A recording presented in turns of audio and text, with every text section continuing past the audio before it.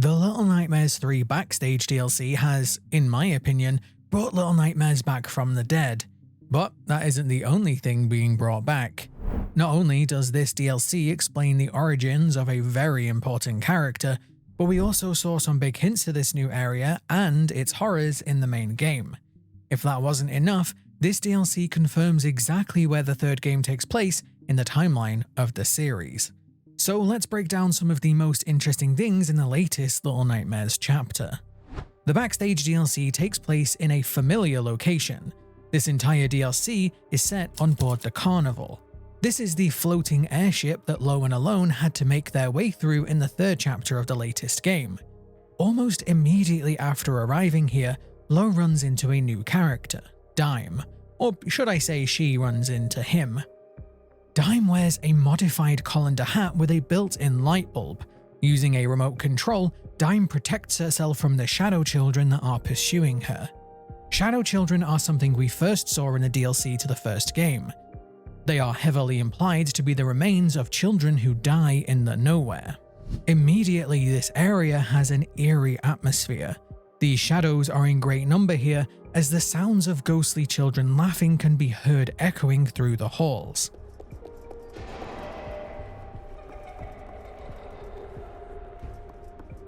As the two make their way through the rooms, we get our first hints to a character that is felt but not seen. These rooms all have something in common. They are infested with rats. Now this is something that is fairly commonplace in Little Nightmares. In Little Nightmares 1, Roger the janitor set traps for rats on the moor. We then saw Six eat one of those trapped rats, which was one of our first hints that there was something off with her. And we once again saw rats get trapped in Little Nightmares 2.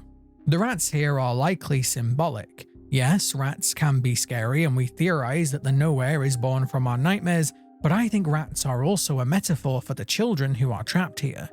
This world sees runaway children as nothing more than vermin, but it also sees them as potential food.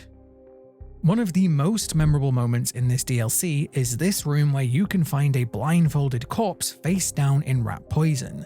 The implications here are extremely dark. Either this poor soul didn't know what they were eating, or they did know, and this was done out of desperation. Talking of dark implications, we can also find this rat poison in the food of this man. Now it's made clear that Dime has been living here for some time, so perhaps it was her who decided to remove this threat. Adults in this world are always monstrous and dangerous to the children. This is something of a dark reflection. We know from the sounds of nightmares that children travel to the nowhere from another world, likely our own. They often do this to escape the horror of their own world, but they don't realize that this new one, the nowhere, is much worse. We also have a nod to the second game here.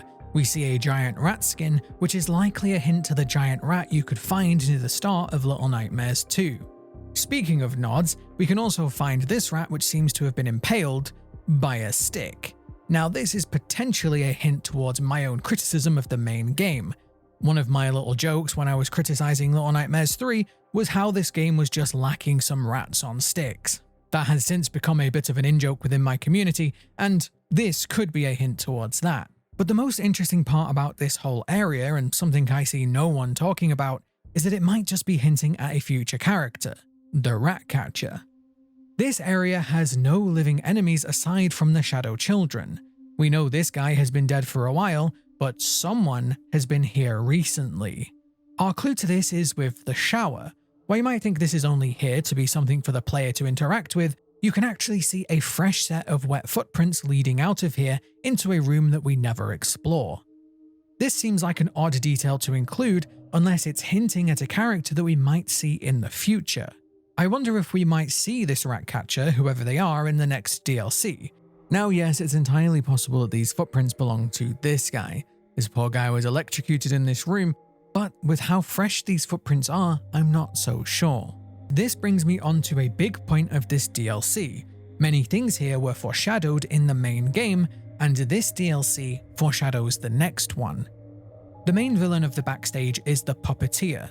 She might seem scary at first, but really, she's a bit of a doll. She is the one responsible for all of the dolls we find around the carnival, but in typical Little Nightmares fashion, there is a darker twist. During the DLC, we learn that the puppeteer likes to sew. She uses these abilities to create clothes as well as the puppets we find around here. Now, there are so many interesting things about this character. First, she herself is a doll. You can see the clockwork key in her back, implying that she is a doll that has been brought to life with the magic of the nowhere. This is something that calls back heavily to the second game. Little Nightmares 2 had a heavy focus on dolls. We had the dolls in the hunter's house that looked like they were people who had been turned into taxidermy. Then later, the hospital had people coming to life who shouldn't be able to. I made a whole theory on this. I theorized that dolls could come to life in the nowhere as long as they looked human enough. This also applies to the porcelain children in the school in Little Nightmares 2, something that we can see a ton of portraits around this area for some reason. My whole theory about this is that there is a dark entity that has brought the nowhere to life by peering into the dreams of children. This entity is not from our world, it doesn't truly understand it. It only gets tiny glimpses of it, and these glimpses are when the children visit the nowhere in their dreams. This entity literally brings those dreams to life to create the nowhere. It's kind of like a window, both are looking at each other. Maybe again this explains what the eye is supposed to mean. The children peer into the nowhere in their dreams, but the nowhere peers back. But because this entity doesn't fully understand, and because dreams can so often be abstract, this new world is the same. Therefore, a doll which looks like a human in the nowhere acts like a human. But to get back on topic, I was talking about foreshadowing. We had big hints to this character all the way back in the main game. In the carnival area, there is a secret room with a collectible that you get to after playing random notes on a piano. This room contains a bunch of sewing needles and thread, something that clearly belongs to the puppeteer. You can even spot one of the dolls that she makes in the top right corner. These dolls have their own sinister story that we'll come back to in a moment. This foreshadow isn't the only one. Right near the start of this DLC, we get a random vent with nothing but fish inside. Now this is likely a foreshadow to the next DLC that we know is taking place in this docks area, possibly even this lighthouse that we have seen pictures of. But that isn't the only foreshadow we had of the puppeteer. In the Sounds of Nightmares podcast, we hear the recorded therapy sessions between a girl called Noon and her counselor Otto. Noon is having therapy because she's having problems with her sleep. She has nightmares that in her mind are so vivid, so real, that it feels like she's actually there.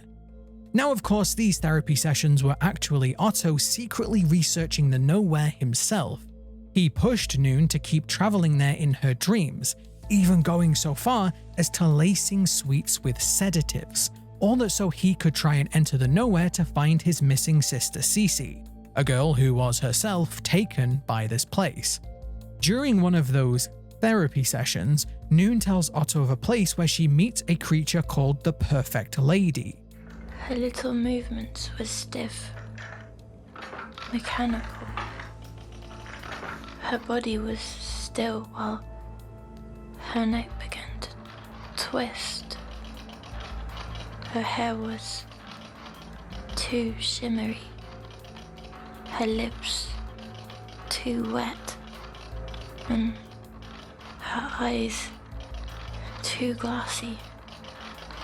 Or too elegant to be real or fully fake. The Perfect Lady's gone. This lady matches the description of the puppeteer exactly, and we can even hear the exact same music from this DLC being played during that episode. A familiar, faint smell. Candy apples. And enchanting sad music.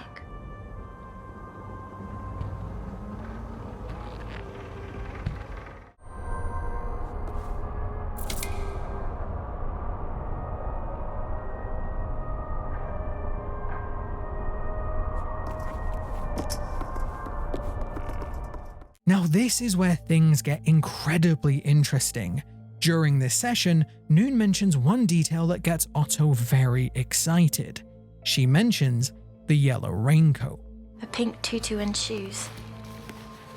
And a yellow raincoat. Yellow? Was anyone else around? Now this had people wildly speculating that 6 could be Otto's missing sister Cece. 6 and Cece do sound a little bit similar, sure, but we have pretty much confirmation now that this is not the case. This yellow raincoat being here tells us exactly where Little Nightmares 3 takes place in the timeline of the series. While 6 might be the face of the series and the yellow raincoat is iconic to her, she wasn't the first one to wear it. The first person that we see wear this coat was the aptly named Girl in the Yellow Raincoat. This was the character you played as in Very Little Nightmares, the mobile game tie-in and prequel to the first game. The main defining feature of this character was her braid of hair with a bow or some type of hair wrap in it. This was kind of this game's big twist. At first, before the game released, you might assume that this character was 6, but you quickly realize that 6 is in this game, but she was the one that was helping you all along. This game ends with the Pretender and the girl falling into the sea, presumably to their deaths as the yellow raincoat floats to the surface. It's then, in Little Nightmares 2, which was also a prequel to the first game, that 6 finds the washed up raincoat and puts it on.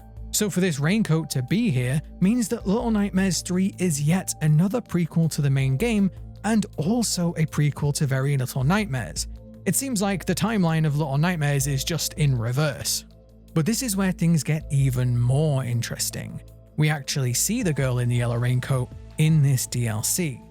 In the room with the blindfolded children, the puppeteer is brushing the hair of one of her victims.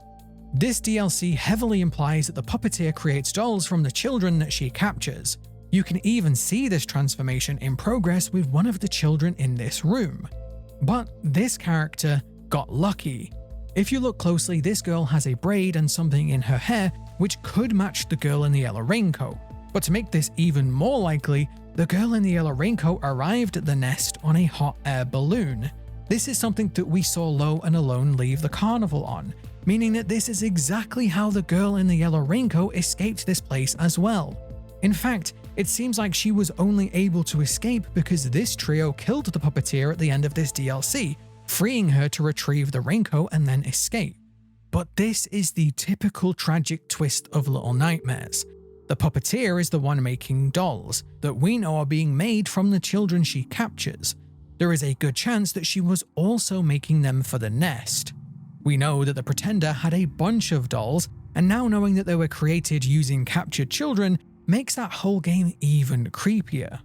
But this is likely what would have happened to this girl.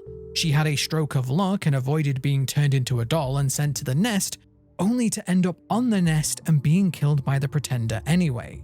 Just like with the ending to Little Nightmares 2, it's one of those little ironies. But this also makes Otto's story even more tragic. Otto is clearly a villain in this story. He uses Noon, pushes her to do something she doesn't want, all so that he can try and rescue his sister. But if his sister was the one who originally wore the yellow raincoat, that could mean one of two things.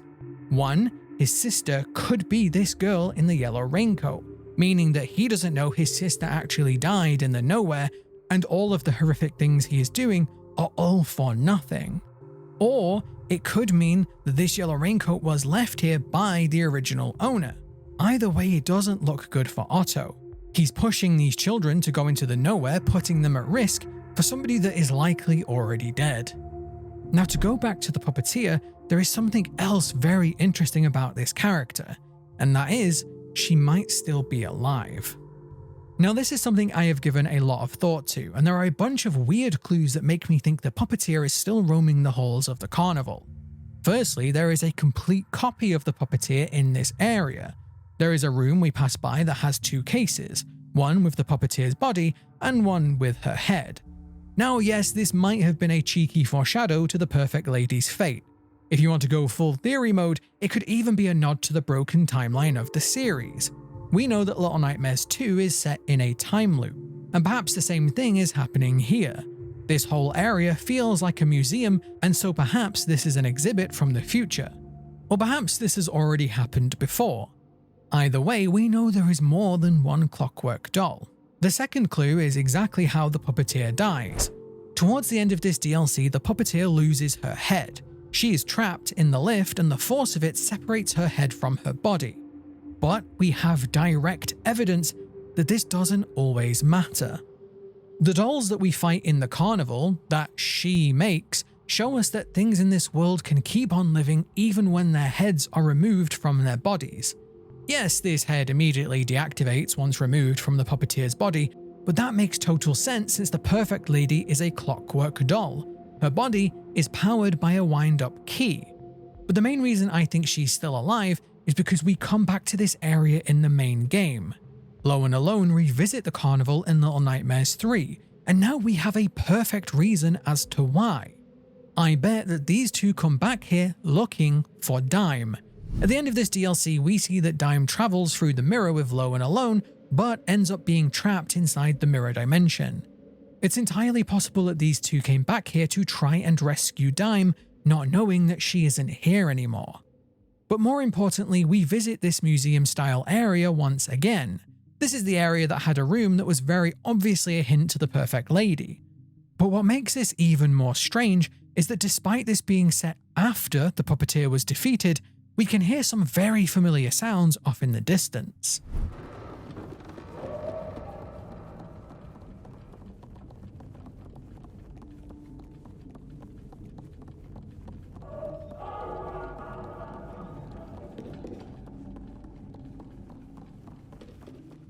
Now it might just be me, but that sounds a lot like the puppeteer. Is she roaming around without a head, or did she create herself a new one, possibly using that spare that we saw earlier? Another interesting thing about this museum is that we see what could be the apparatus within the puppeteer that allows her to freeze her prey in place, perhaps just one more foreshadow.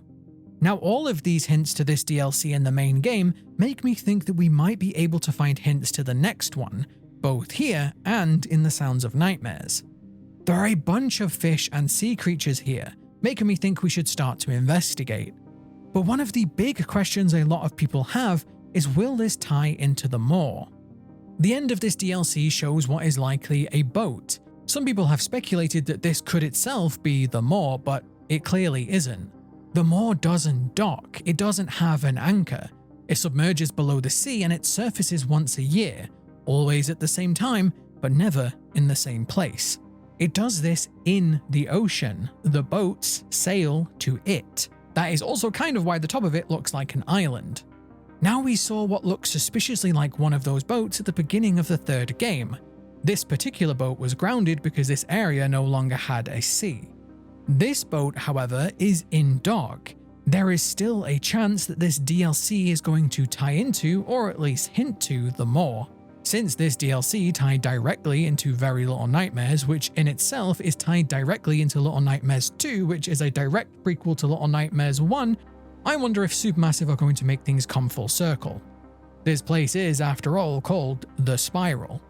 Since Little Nightmares 3 is now the earliest point on the timeline, that means that the lady is still alive.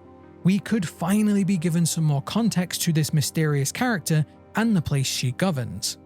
Perhaps all of this is just a coincidence, but I think having a DLC set by the sea would be the perfect way for Supermassive to finally revisit that original location, even if it's just some hints.